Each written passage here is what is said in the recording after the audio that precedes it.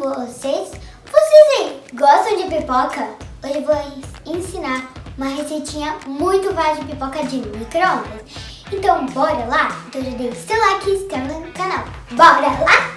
Então gente, vamos lá começar. Então aqui eu vou precisar de um pote, qualquer pote, um saquinho de pão, uma xícara de milho,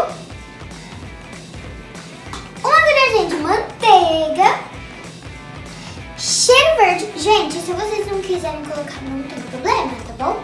Vocês que escolhem se quer colocar ou não. Cheiro verde e sal.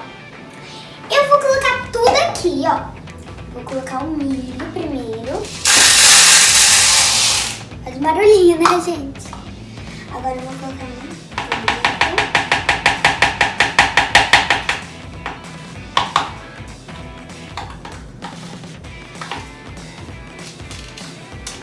Pronto. Depois a gente mexe. Vou colocar cheiro verde, que não precisa colocar, como eu já expliquei. Vou colocar só um pouquinho. E um pouquinho de sal. Ui, tá bom. Tá bom, produção? Tá ótimo. Então a gente mexe aqui. Mostra aqui, produção. Eita, tá duro. Mas, gente, eu tô aqui mexendo, ó.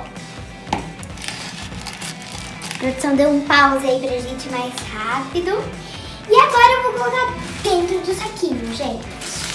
Toma cuidado pra não fazer muita bagunça, porque pode fazer bagunça. Vou colocar aqui. Vou pegar aqui uma colher. Então, gente, a produção me ajudou aqui a colocar. Peça ajuda de um adulto também. E nenhuma coisa foi desperdiçada. A gente colocou tudinho. E ó, como ficou aqui dentro. E a gente vai dar dobradinho 4. Assim. 4. Tudo dobradinho. Fechou bem, Lolo? Fechei bem. E agora a gente vai deixar por 5 minutinhos no micro-ondas. Então eu já volto aí com vocês.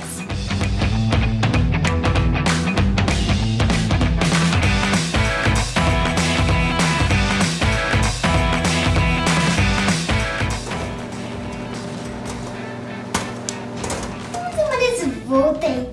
E a produção já deixou aqui no pote. Gente, porque o micro-ondas ele é muito quente. Então pode queimar a sua mão. Então é melhor chamar um adulto. Agora é a parte mais legal. Experimentar.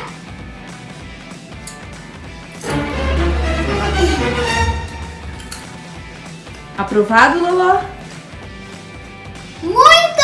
E agora, gente, eu vou sentar no meu sofá, colocar uma cobertinha, comer essa pipoca maravilhosa, sentar com a Kiara e assistir um filminho.